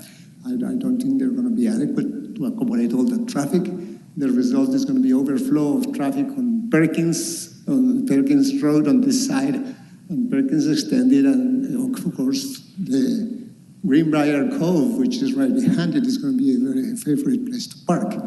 And of course, we're going to be, it's very, very likely that, as the coach has mentioned, these facilities will be made available to a lot of other people in the area. And it's going to be a very sexy, attractive place to play a soccer game. So a lot of people are going to be coming. And once the permit is granted and the lights are there, why not go use them 7 days a week or 6 days a week? And then that is going to cause a hardship to all of us. The consequent value. They were talking about the benefits to the community of the school, an adjacent school. And so far it has been, but at this point we're going to turn the tide, and it's going to become detrimental to the neighborhood because the property values will go down, and it's going to want to live near a stadium with all these problems. So that's essentially what I'd like to say. Okay, are there any questions for Mr. Garzon? All right, thank you, sir. Mm-hmm. We got a little bit of time left if there's any more opposition who wishes to speak. If not, we'll move back to rebuttal. We have about 5 minutes to rebuttal, or for rebuttal. Mr. Whitehead. Thank you, Mr. Chairman, and I don't think we'll take 5 minutes, but if Mr. Jumper with Musco Lighting is here for any technical questions that you may have. Let me be responsive to some of the comments made. The lighting of this field will not increase the traffic to the campus. It'll just extend the time period in which the field will be available for the same level of traffic. We believe that the parking, which is built for both the school, but also for the Church of the Holy Communion, accommodates most events, but Perkins Road is wide enough in the event that there's spillover on-street parking. Perkins Road is the old Perkins on the east side. With regard to a third-party verification of the numbers that we've given you, we are willing to do that at some frequency or some time period after the approval, if this is approved, maybe a year or 6 months after approval, to verify the numbers that Musco Lighting has predicted. We believe that Musco's track record will guarantee that the numbers that they show are the numbers that will come to fruition. And finally, with regard to the Millers, we have been in communication with their neighbor to the east, the Fentrices, And we have agreed to plant Nellie Stevens hollies along their frontage. There's 3 property owners to the south that immediately abut our site. The one to the furthest east has explicitly asked us to not add any landscaping. The middle property owner, the Fentresses, have asked for Nellie Stevens Foster hollies. Nellie R. Stevens, forget Foster, hollies. And we can extend that to the west to provide some buffer to the Millers. Again, that is a drainage area, so the reason we feel like hollies would be the best, they don't lose leaves, number 1, and number 2, they grow pretty wide, so we wouldn't have to make too many holes along that drainage bed. With that, Mr. Chairman, I am available for any questions, as is Mr. Bartholomew and Mr. Jumper with Musco Lighting. Are there any questions? Yes, ma'am. I did have a question, and I think I posed it to Mr. Davis earlier regarding height. I know we set it at 70. Is that a requirement, or is there a range that could go with that particular property? Good. And let me go ahead and swear you in. So Okay, give sure. your name and address. Jimmy Jumper, 3108 East McGuire Drive, Muscle Shoals, Alabama. Okay, and do you swear to tell the truth, the whole truth, and but the truth, so help you God? Yes, sir. All right, go ahead, sir. Okay, Ms. Towns, when it comes to pole locations and mounting heights, IES, the Illuminating Engineering Society, is kind of the manual for all sports lighting manufacturers and street lighting manufacturers to follow. And they have recommendations on mounting heights that we follow. And the minimum recommended mounting height for a field of this size would be 60 foot. However, if we used a 60-foot mounting height, the lower the pole, the more the fixture is aimed out, which creates more glare and more spill light. So we bumped up to a 70 because we feel like that is the optimum pole height to give us the mounting heights that we need to get the angle to control as much glare and spill as possible. We could go up to an 80, but if you get up to an 80, the higher the pole, the more glare, because you can see under the pole as well. And so 70 foot gives us a good mounting height to control and eliminate, and the most effective design to prevent any spill and glare that we can prevent. Okay, thank you. I have a question. The Millers who said that one of the light standards was in 10 feet of their house. So my question to you is there any other, can the location be adjusted any of the light standard that's near their home? That's my question. Again, I go back to IES. They have pole locations and uniformities that they recommend that we have to meet to maintain playability. We've got very little flexibility in moving that pole. We have actually moved it already to provide the most effective design that we could. So I will tell you there is probably a little variance, but there's not. I couldn't move that pole 20 foot, no ma'am. So it would, we might have a 5 foot variance that we could move it either way, but I don't have the discretion to move it 20 feet and meet the light levels and uniformities that's recommended for a field of this caliber. Other questions? I have a question, but it's more of Josh or someone from St. Mary's, either one. I was one of the neighbors' concerns was about the fact that the school is often lit at nighttime. Is there any way to maybe mitigate where the school could dim or adjust the lights when the field lights are on? So yes, we're happy to look at that internal. I'm sorry. Let me swear you in. Yeah. So, and give me your address as well. I'm Sarah Jenks, 6228 Heather Drive, Memphis. Okay, and do you swear to tell the truth, the whole truth, I do. and nothing but the truth? Thank you. I do. So yes, we can adjust some of those lights. The reason we've kept that building lit up so much is simply a safety factor. But if it would help if we would take some of those down, we'd be happy to see what we could do from a balance standpoint. I know you're probably talking about the Athletic and Wellness Center, which is our newest building on the campus. It is, it's a beautiful building, but we have kept the lights on at night. The lights on the field will of course be off at 8, so that won't be a problem, but we can also adjust those internal lights from the buildings that I believe Mr. Miller and Ms. Miller are referencing. Okay, thank you. I wanted to say one other thing. I think it's important when we talk about lighting. We have, in the lighting world, there's a huge misconception. The technology's changed from metal halide lighting now to LED. In the metal halide world, we've all been used to go up to a sports facility and you see a round fixture and had a lamp in it, and light went everywhere. And as a matter of fact, the industry, we only controlled about 25% of the light out of that fixture. And just to be honest with you, we did a very poor job. We at Musco realized that. We started putting visors on the fixtures to control that. And today there's a fixture up there, a picture of our fixture, and I wanted to show this because this is important. We have gone to a fixture that has an elongated visor on top. It also has guards on the side. And where we were controlling 25% of those light out of that fixture, we're now controlling 95% of the light out of this fixture. And so you no longer see a facility that Musco does where you can see the globe for miles away. You used to find the stadium, if you didn't know where you're going by the light in the sky, you could see the light pollution. Well, we've eliminated everything. That is all downlight now. So the light is controlled by the technology, and like I said, we're controlling 95% of that. And the spill light that you have is going to be less than many of the street lights. If you go around the school, there's street lights all around it.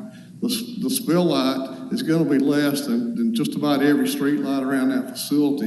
And the other thing I think is important, when you start talking about comparing glare, a typical automobile vehicle with LED technology lighting has, on a low beam, 5,000 to 7,000 candela coming out of it. On a high beam, it bumps up to 10,000 to 12,000 candela.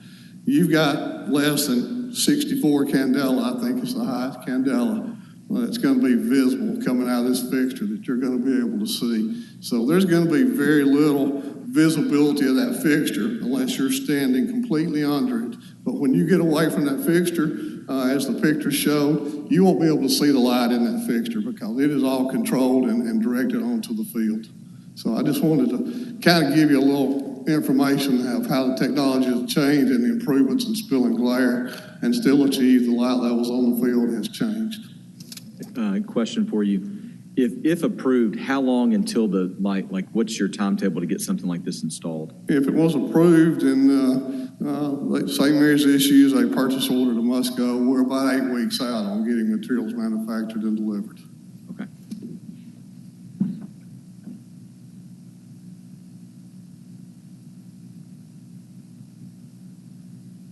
Any other questions of the applicant? All right. Thank you much. I assume y'all are ready to discuss. So if we can get a motion to approve BOA 2023-123 as conditioned by staff. So move. All right. Any discussion? Mr. Chairman? Yes, ma'am. Just going to try a amendment and see what the other members do. I move we add a condition to limit the use of the lights to 3 days a week. I don't know, Mary. We're talking students, and then they use it for other community and or sister partners use that. So it's kind of hard to limit them when we're talking youth activity. Having a child that is sports active is hard to say, okay, they're going to do it, especially if they have a championship or something coming up. You're pushing them back to their exposures. I think for me, I'll just speak for me, I've heard enough, especially when it came to the lighting, and probably even some recommendations on some buffering to be friendly to the neighbors. But to limit their access, I don't think that'll be fair to their youth programs and any other youth programs they partner with. Like I said, I was just putting it out there. I understand where you're going with it, but yeah, when we're talking youth, we got to keep our youth active in Memphis. Well, Mr. Chairman, I don't know how to word an amendment, but for dimming the lights on the main building somewhere, I don't know candles, I don't know all of that. But that the lights shouldn't compete against each other, and have two foul issues going at the same time. They can dim on one building when they're in use with the other.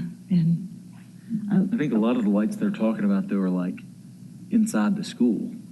Like the classrooms are lit, like just you look over and you see the windows lit up. But like in some office buildings, even like when they light at nighttime, rather than 100% of the lights, they go down to 30% or 50, they can, I don't know how they can do percentage drops. And it does have to be lit to a certain extent, but maybe there a certain percentage drop to, I guess, mitigate the field lighting. I don't know how to word an amendment for that, or is it something that I guess the owner would come to an agreement with land use, with the people. So basically, you're saying comparative lighting. So when the field lights are on, turn the campus lights down. Right. Correct. Okay. I don't mind it. I just don't know how to do it. That's what I'm trying to think through is how to do it either. Brett, you got any suggestions? Mr. Pinson's and I were just talking about that. He had a suggestion. We do sometimes make a statement, an effort will be made to reduce the classroom lighting while the field lighting is in use. Yeah. Is that enough?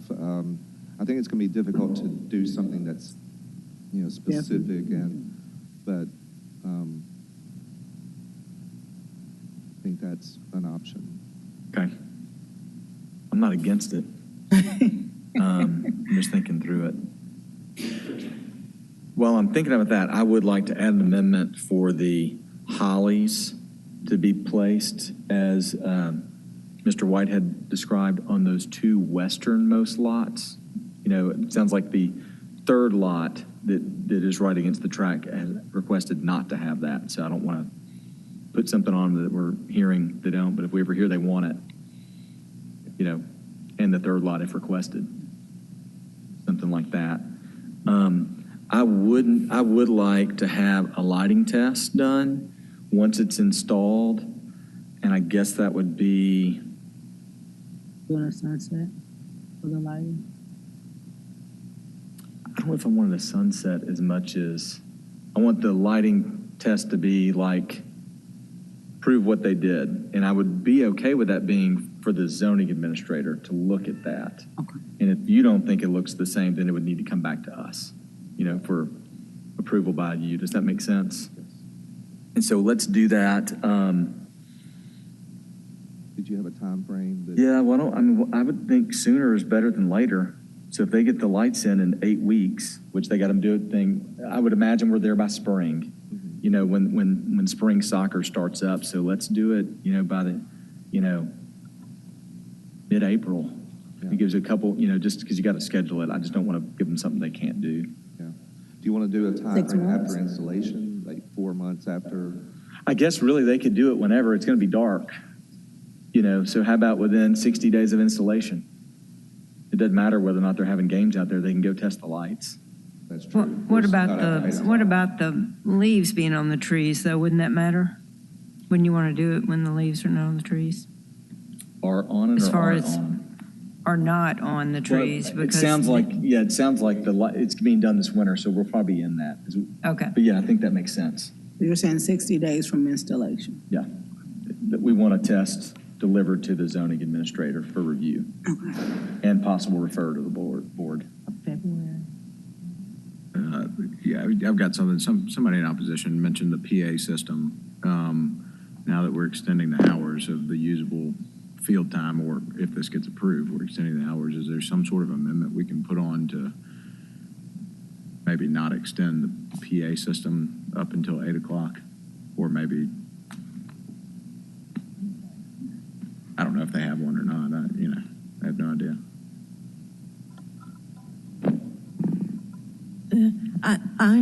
I understand. I agree kind of where you're going, but then the limitations, if you have people using the facility at nighttime, you need the PA for safety reasons to issue announcements or things about parking or where to go or not to go. I don't know how to limit and be useful at the same time. Yeah, I don't either. No music after a certain time. It's one thing we have to make an announcement or say something. It's another thing just to have. Well, I don't know. My daughter's not old enough to be playing high school women's sports, but I don't know if it's like a football game where they announce every single play, you know. I think it is. Okay. Man, I think that would, if I lived next door, that would probably be a little annoying till 8 o'clock. I'm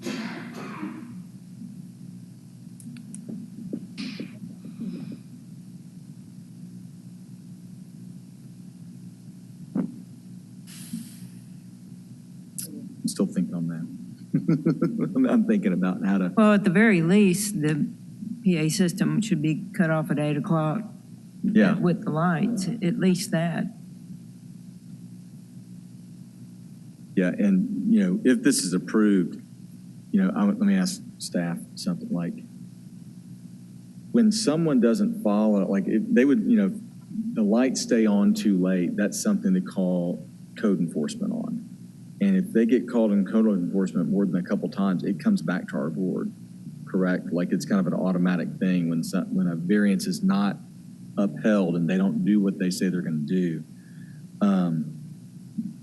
So there's that. And I would tell the school as well, like, lights off at 8 means lights off at 8, which means you're not playing till 8 because you got to get to your cars and stuff like that. But like the field lights are off at 8. If that's what. So back to the PA, sorry.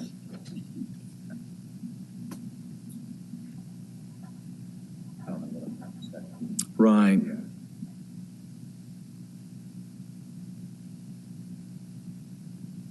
How about a PA won't be used for like music, you know, after 6:30?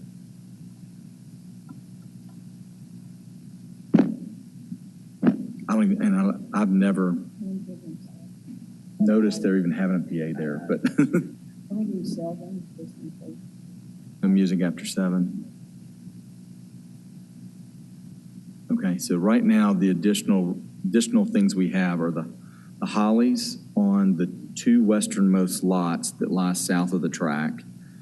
It needs to be tested within 60 days for the zoning administrator to look at. Dimming of the lights on the main building when an effort is made to dim the lights when it's the field's in use, and then no music on any PA after 7. Any other thoughts?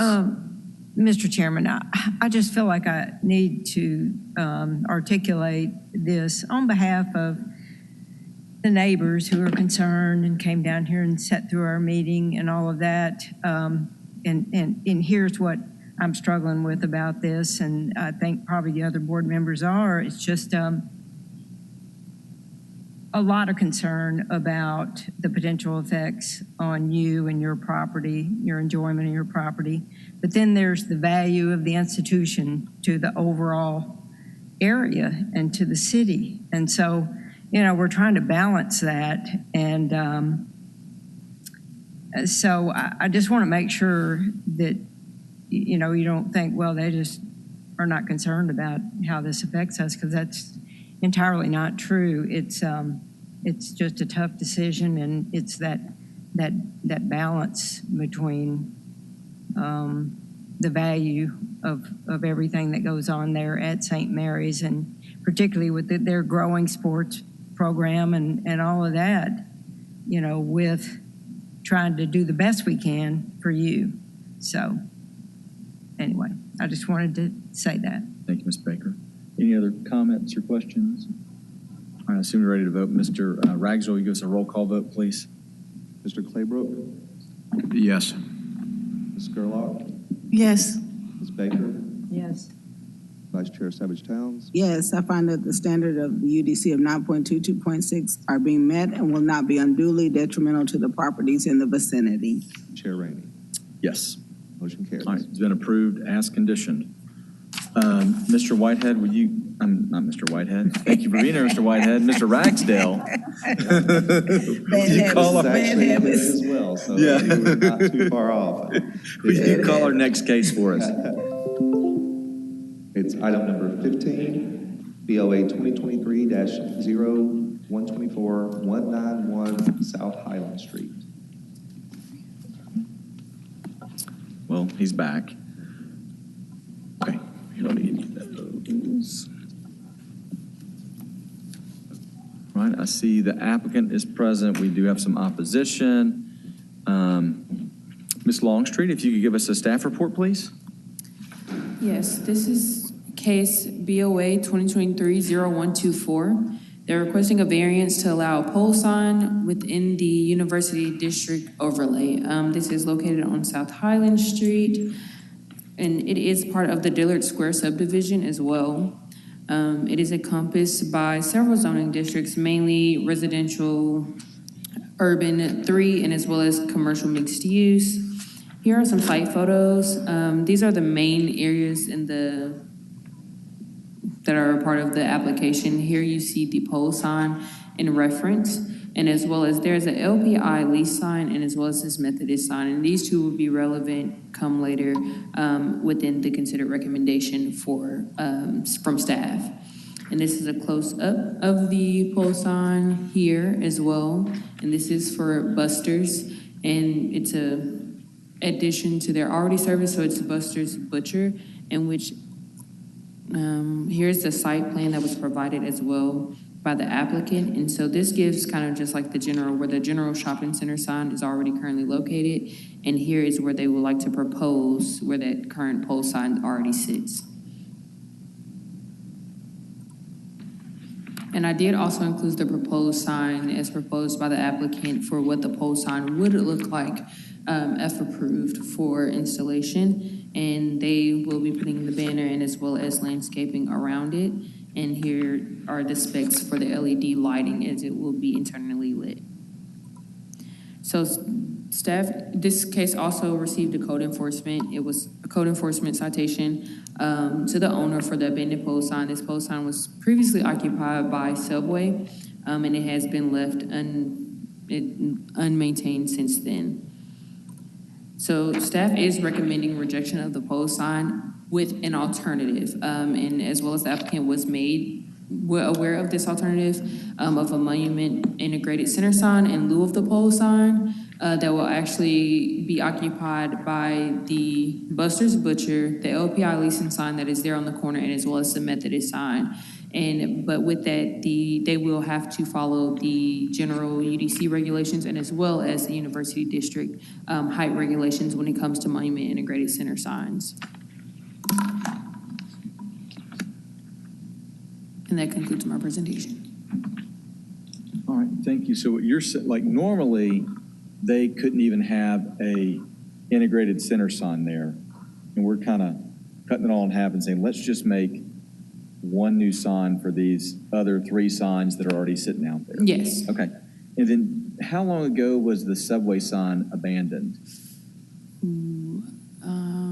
That I'm not Is it more than sure. a year? Yes, it was. It's more than a year. Okay. Yeah. Okay. That helps. Okay, any other questions of staff? Well, your comment just raised a question in my mind.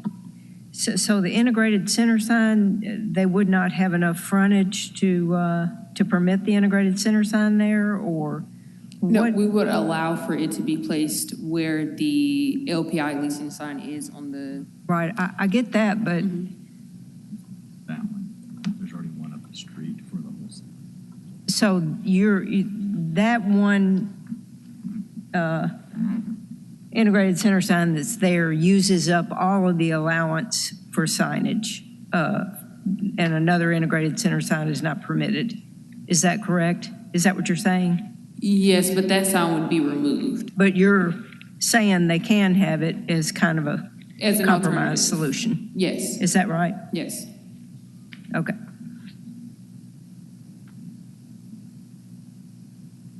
Okay, any other questions? All right, Mr. Whitehead? Thank you, Mr. Chairman. Josh Whitehead again, Burge Porter Johnson, 130 North Court.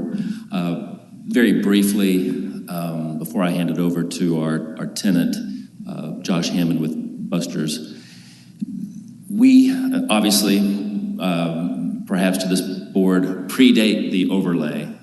This shopping center was developed several decades before the overlay regulations took effect. The purpose of this overlay really was to promote new buildings to be built in the same format as what's known as the Highland Strip, right? Buildings close to the sidewalk to create a pedestrian atmosphere. But we obviously predate that, and we are totally out of compliance with the overlay. Our building is out of compliance, our parking is out of compliance, and this sign in question included is out of compliance. But we believe there's a connection there because our setback is so great. That was why this sign was erected in the first place and demonstrates why it presents a hardship if we can't use it. This was not a compelling argument for OPD, but we feel like it should be shared with this body. This sign in question was included on a site plan that was approved in 2002 by this body. That 2002 variance was for something else, admittedly, but this sign was on that approved site plan. Ms. Baker, to your question about the conditions, we believe that utilizing this sign is a lesser variance than adding an additional integrated center sign. The UDC only allows one integrated center sign for every 1,000 feet of frontage, so we would need a variance for an additional integrated center sign because we only have 476 feet. And with that, I would like to present an additional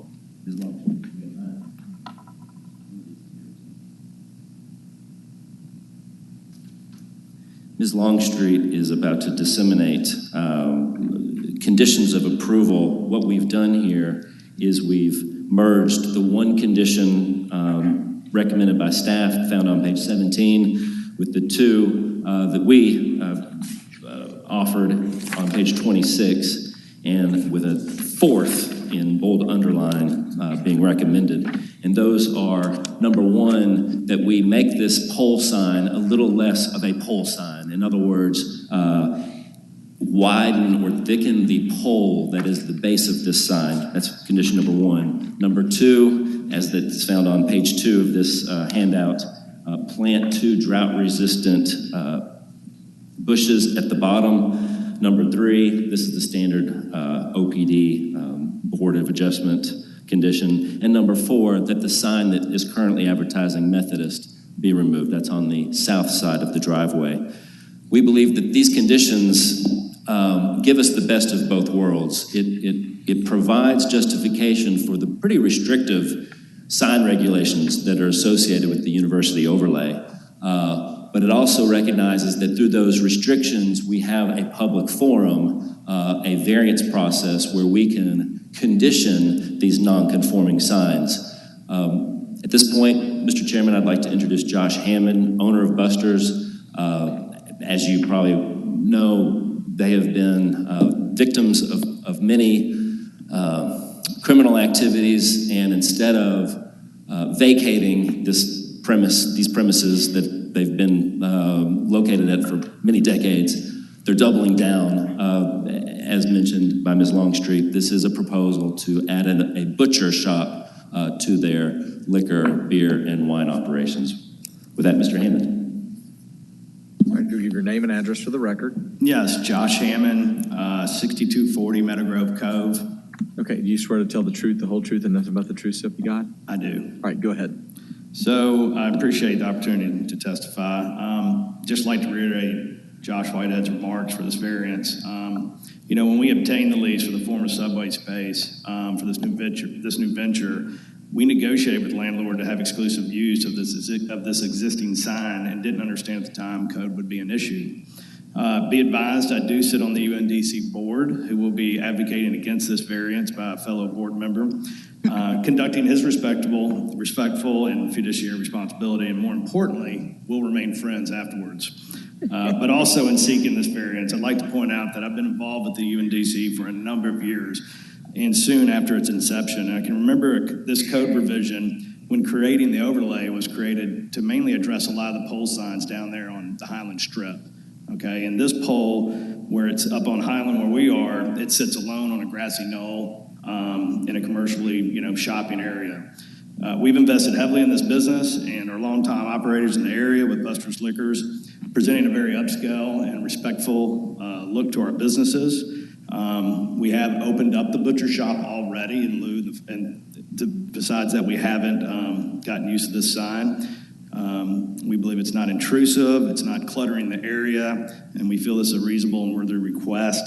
The sign, as you can see, is professionally designed. It will complement the neighborhood and center as such with that same upscale look. And with that, I'm happy to answer any questions you may have. Yes, ma'am. Regarding the lease, Mr. Hammond, how long is that lease that you stated that you negotiated with Subway when you all took over that lease? So the property owner is Loeb Properties, and so it was a former Subway space. And when we saw the opportunity to kind of put our new venture idea there, this was on the table and said we wanted exclusive use of that sign, and they said absolutely that would be okay. Not understanding it would be an issue here. And how long is that lease for? I believe it's 10 years right now with options. Okay. Thank you. Any questions on that? I have another question of staff. Go ahead and ask it now, yeah, just in case it. I have another question of staff. I just want to make sure I understand about what's permitted here. I know the University District overlay does not allow a pole sign, and I believe that that's the main issue here. But what is permitted? Would they have to go on that integrated center sign? Could they put a monument sign? What can they do, and comply without a variance? Without a variance, they would not be allowed the pole sign. They would have to go on the existing integrated center sign. And they're not allowed another integrated center monument sign in the University District overlay. So our proposal is actually a variance to that to allow an additional integrated center monument sign that would be in place of the LPI sign that's there now. So that integrated center sign is the only sign they can have on that whole center according to the zoning. Other than wall Other than on the building, yeah. Okay, that was my question. But then the pole sign goes over and beyond that as controlled by the University District. Okay, thanks. Any other questions? Okay, if the applicant doesn't have anything else to add, we'll move to the opposition. All right, Mr. Humphreys. If you'll give your name and address for the record for me. Cecil Humphreys, 220 West Goodwin. Okay, and do you swear to tell the truth, the whole truth, and nothing but the truth, so help you God? I do. All right, go ahead, sir. I guess I'd like to take issue with the staff. First of all, in my understanding of the overlay is that a specific monument sign for Buster's could be placed there. That it doesn't have to be an integrated shopping center sign. My understanding is that under the overlay, monument signs are permitted, and it could be a 30-foot, square-foot sign. And that is what we've been proposing since the day we first heard about the citation. And we are against pole signs. I'll skip most of what I had to say, but I wanted to make a couple of points. One, this picture doesn't even show all the signage on the side of the building that I noticed they put up today over the Buster's building. There's a wall sign over a big red wall sign over the Buster's Butcher on the left-hand corner where the shop is, and then there's also a Blade sign on the side of that building that were just put up, I think, this morning, as I just happened to be at the liquor store and noticed. At 7 a.m. So there is signage, additional signage on the side of the building that's not shown here. We don't think that the criteria for a variance is met here. We don't think we think there's no unusual characteristics or exceptional physical features with respect to this property. The applicant is correct that these buildings were built before the overlay was in effect and is not in conforming, would not be in conformance in any number of respects, but that's really a side issue. It doesn't really impact on whether they need a pole sign here versus an alternative. And we don't believe there are exceptional practical difficulties or exceptional or undue hardship placed upon the owner, particularly because I think there is an alternative, and that's to put a monument sign where the pole sign is. You're going to get 30 feet of advertising. It's going to be closer to the traffic. It'll be more, it's probably at least as good in advertising. And it complies with the overlay. Most of the pole signs in the overlay that we have gotten rid of or would like to get rid of are farther south on Highland.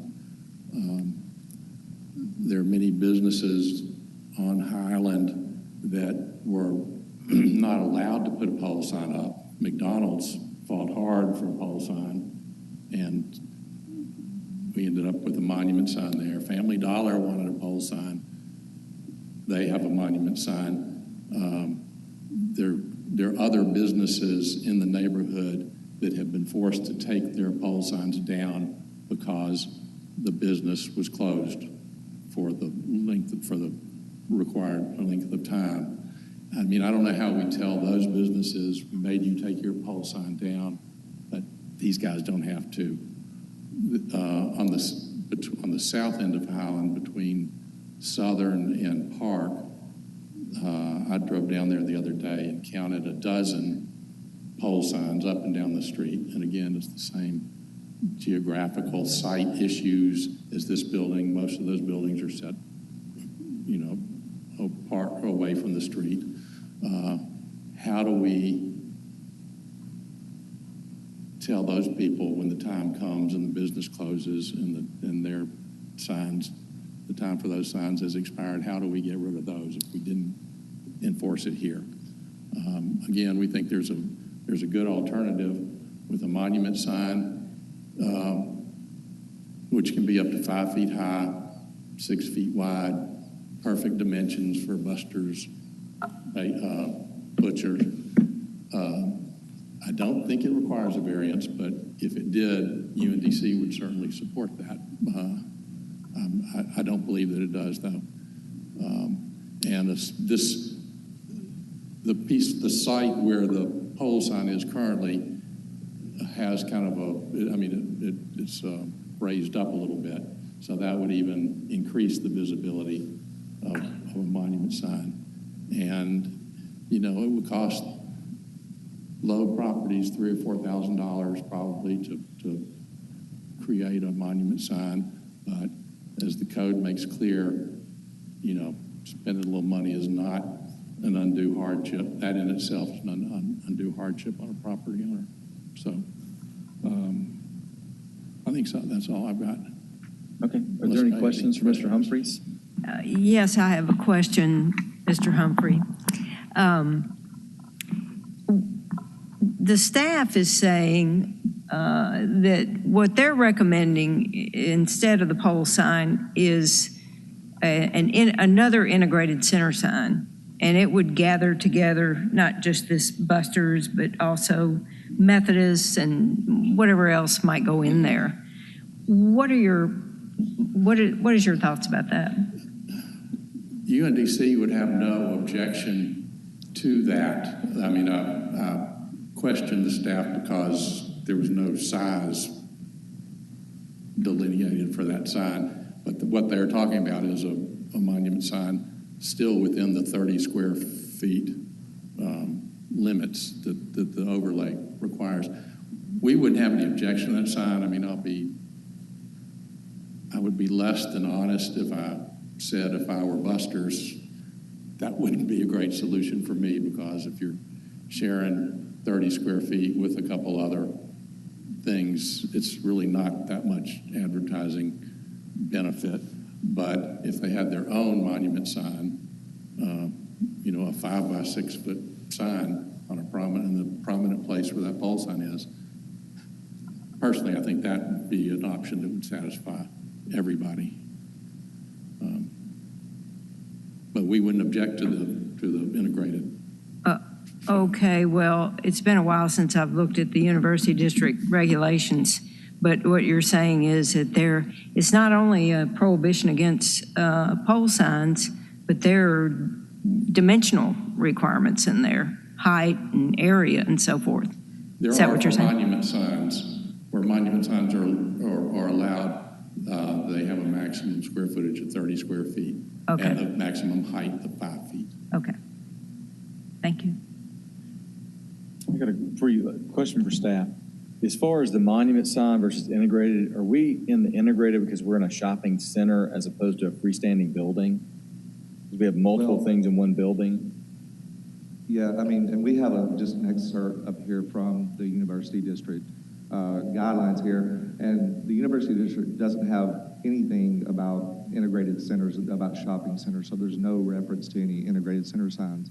And Mr. Humphreys could correct me if I'm wrong, but what he is speaking to is 2A there, which says if the front side of a building is set back from the street or public right-of-way at least by 35 feet, its establishment may display one monument sign. So it's not really, considering a plaza, in my opinion. Yeah, that makes sense for McDonald's. Right. Its own And deal. so Okay. if Buster's gets one monument sign, and so what we're really talking about, it's not Buster's, it's the property owner who has a Methodist sign that is not legal currently. Right. A lease sign that has become a permanent sign. And we believe that there's a good option to install by the property owner that would have Buster's, it would have their lease, it would have Methodist, would have whatever tenants that they are. So the one sign that Mr. Humphreys is talking about is one monument sign for a building, for an establishment. So I guess that's where, and we already have an integrated center sign that's rather large that honestly is a legal non-conforming. So, and I agree, we did not indicate any height.